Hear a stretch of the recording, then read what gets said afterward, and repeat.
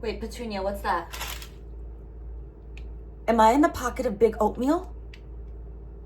And other things that consume me. Before I go into this week's newsletter, I'd like to shout out my girl Maddie, who got me my new favorite outfit. Check out all that math. And I have my reading glasses again, so I'll be able to actually see what I wrote. TLDR. The devil's in the details, and now it's in the oatmeal. My ancestors have enjoyed oatmeal for as long as the Irish have been lucky, which, depending on what part of history you're looking at, has been exactly never. For decades, the nutritional powers that be have recommended oatmeal as a nutritious, high-fiber food. In fact, oatmeal was the first whole grain officially endorsed by the FDA in 1997. I hyperlinked an article about that. At this time in my life, when daily my mind swirls with overwhelm as it questions everything it's ever been taught, oatmeal's goodness has been a dependable truth. Whole, hearty, steel-cut baby. But then, my friend told me that oatmeal's not as healthy as they'd make you believe. According to him, the American oatmeal industry has been taken over by big corporations receiving big governmental subsidies who process the grain so heavily that all the nutritional benefits get stripped away. He tells me you can't trust big oatmeal. Well, fuck. This was a rug pulled out from under me that I didn't even know was there.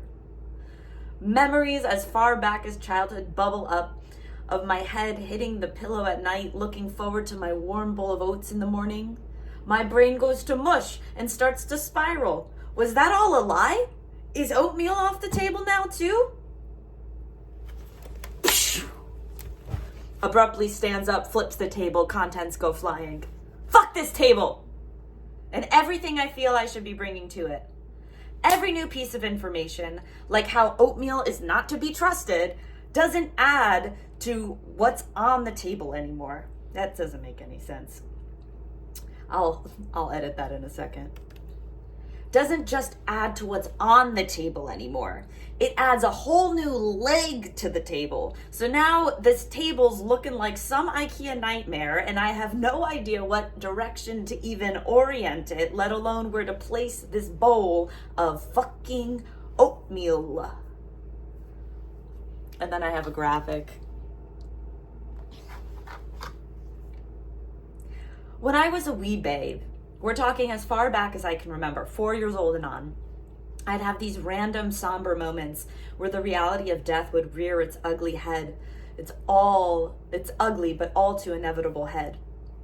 It would occur to me, things are so beautiful, but it's all going to end, and so soon. This awareness of finality has not faded with time. It's only intensified. There's nothing that will fuck up an absorbent mind quite like witnessing the washed up. Too bad.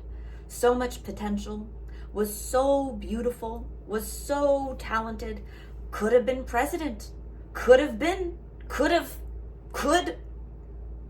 In pop positive psych parlance, I'm gonna make this psychology, should be avoided. Coulds are fine though, because, well, we're in America. We're dreamers. We could do anything. Land of the free, home of the coulds. Yes, we could. Right now, every could is another wobbly leg on the table, turning choices into a precarious balancing act. Here's a scene for you. Setting, some dimly lit, vague restaurant. Emma, Petunia, you're gonna be in this with me, okay? Emma, hi, waiter, can you please take all the coulds off the table. Waiter, ma'am, I can't believe I'm old enough that even my imagination calls me ma'am. We've already cleared all the shoulds.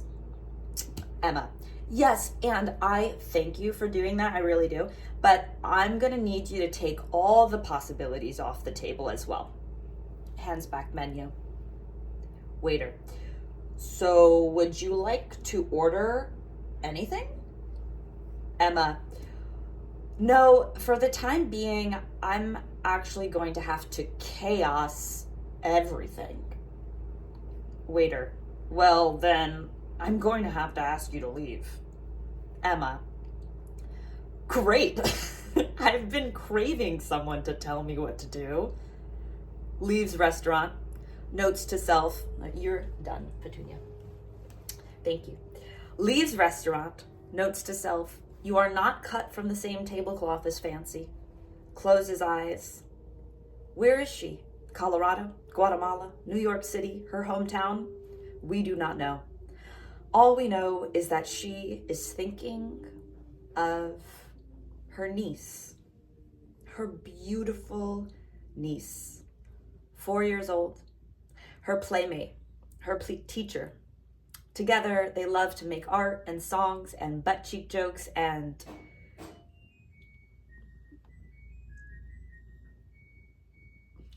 hold for washing machine. My laundry's done.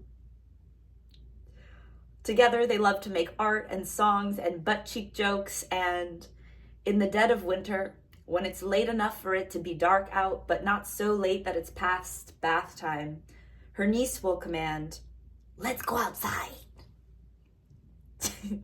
God. For Emma, direction feels so good.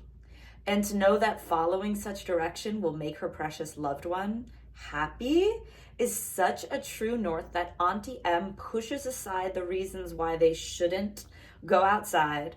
It's too cold, it's too dark, it's too different. She gets on their shoes and jackets and gives her niece upsies. With her free hand, she opens the front door and carries her precious one into the frigid air.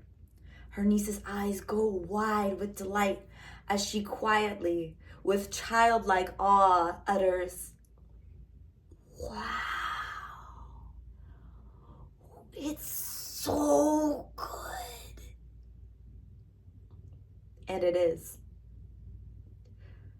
Perhaps my niece can enjoy the isness of the cold and dark because she hasn't been contaminated by the confounding entanglement of countless coulds. More simply, she doesn't yet need to choose what she eats for breakfast. Most decisions, big and small, of her existence are taken care of, so she can, unselfconsciously, focus on being the beacon of presence, of listening to one's body and joy. Like me when I was her age, she sees all the beauty of the world. But unlike me, she is not simultaneously already mourning beauty's demise. She wakes up, eats the berries and cereal or waffles or whatever is laid out for her, and then she leaves the table to see what the world's like today, and just today. In a December newsletter, I wrote about the power of recognizing one's gifts and the importance of giving those gifts wisely. Accordingly, I'm now reckoning with how to allocate my energies, and I am overwhelmed by all the options on the table. Optimizing all the shoulds and coulds, guided primarily by my regret of past decisions and fear of future ones. Should I have oatmeal or not? I'm learning to forget about the table and all I bring to it, and instead focus on the ground it's standing on and my own 2 legs. Maybe I'll have oatmeal tomorrow, maybe I won't, but today I'm getting on my favorite coat and shoes, or my new pajama set, gently holding my loved ones, and stepping outside. It's so good.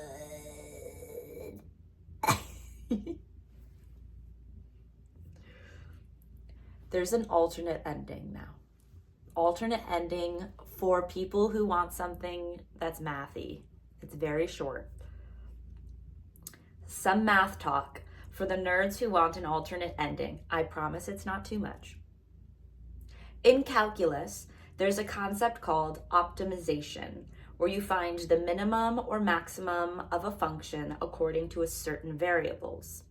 This is perhaps one of the most practical applications of calculus, as it aids in making the most effective and efficient decisions, i.e. maximizing profit, minimizing time, balancing energies, etc. Yeah, bitch, yeah! The past 2 years, I've been working with students who are optimizing multiple variables, typically up to 3, good old X, Y, and Z. But recently I met with a Calc 1 student struggling to optimize with a simple X. Working with her gave me an appreciation for just how complicated my mathematical life has been. And this mirrors my life more broadly. I'm out here trying to optimize all variables, which takes so much time and so much paper and a lot of time, a lot of this time, I wrote a lot of time, a lot of this time, it isn't really that much fun. She, this student, reminded me of the difficulty of just one variable. What should I have for breakfast, god damn it? Death by 1,000 small decisions. A couple more things. A quick aside. There are so many horrific things happening in the world. There are also so many beautiful things. My role right now is to work through my own Saturn returns so I can fully show up for those in my immediate and distal life. I pray for all those suffering from modern tragedies, and I offer my own experience as, another thing I pray for, a source of support, guidance, or even just distraction to you, my dear musketeer. I love you, and I'm so grateful for you. Did you enjoy this newsletter? Relate to anything to it? Leave a comment or share it with someone that you think may resonate with it. Or subscribe. You can also contact me privately. I promise I respond to everything. You can only do that through this actual email. Okay. Love you. Have a great bye week.